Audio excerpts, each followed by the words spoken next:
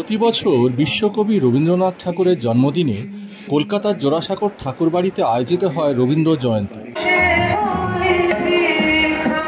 ভোর সকাল থেকে শুরু করে দুপুর, বিকেল, সন্ধ্যা এবং রাত্রে হাজার হাজার দর্শক এই রবীন্দ্রনাথের জন্মভিটে পরিদর্শন করতে আসে।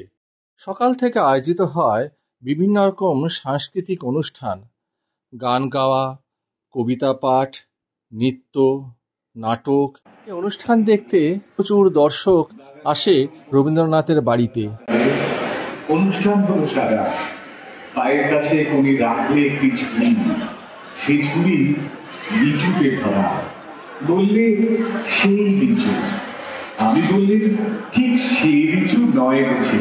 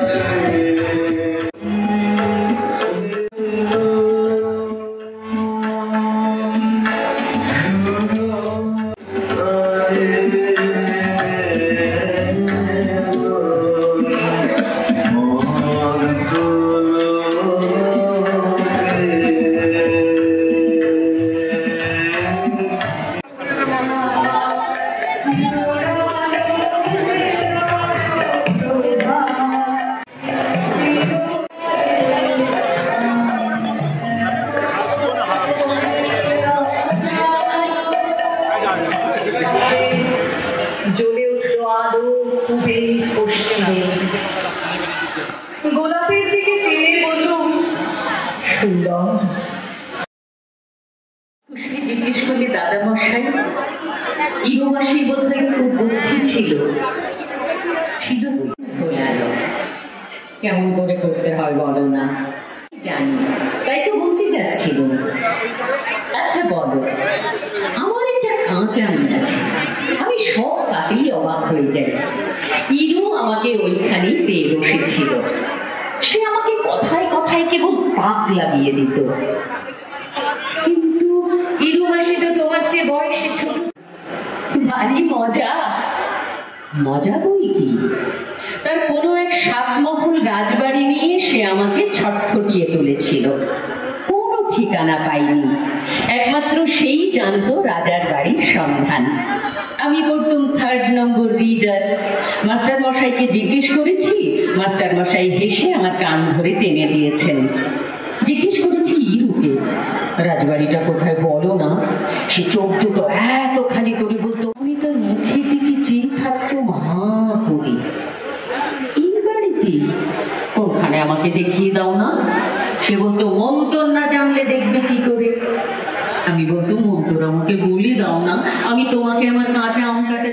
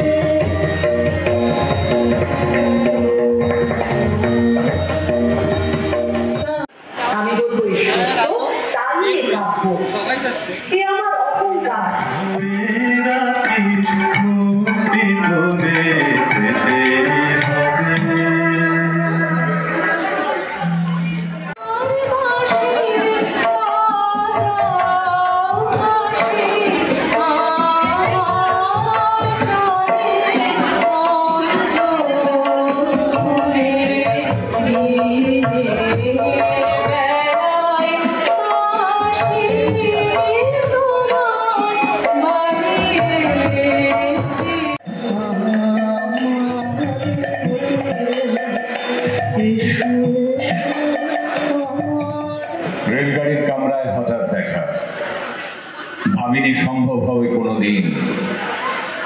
আগে ওকে বারবার দেখেছি লাল রঙের শাড়িতে, ডালিম ফুলের মতো রাঙা। আজ পরেছে কালো রেশমের কাপড়, আঁচল তুলেছে মাথায়, দোলন চাপার মতন চিকন গৌর মুখখানি ঘিরে।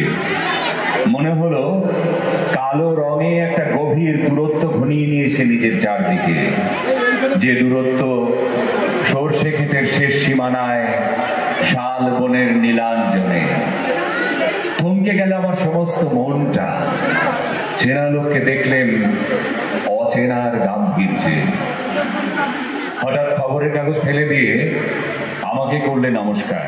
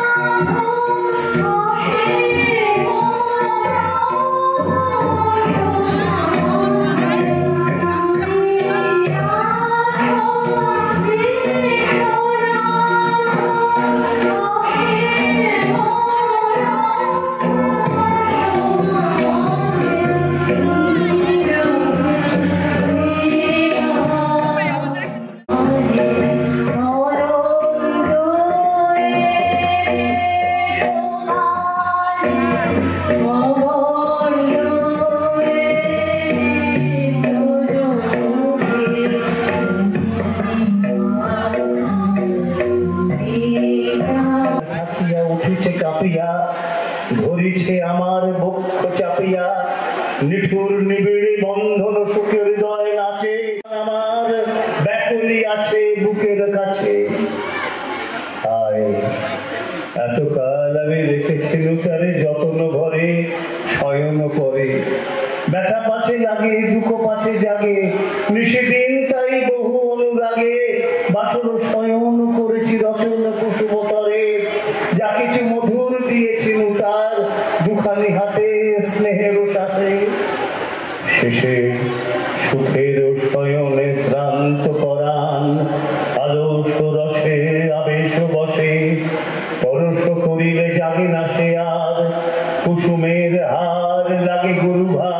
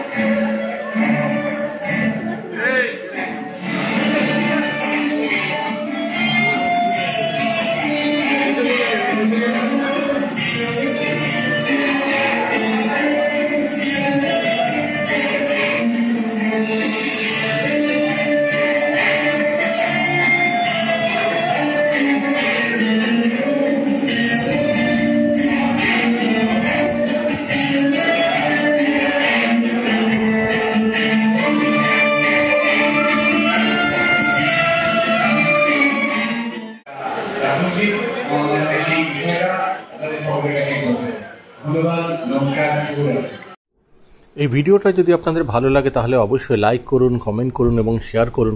আর এরকম আরো অনেক নতুন ভিডিও দেখতে চাইলে অবশ্যই সাবস্ক্রাইব করুন চ্যানেল হিসকাল।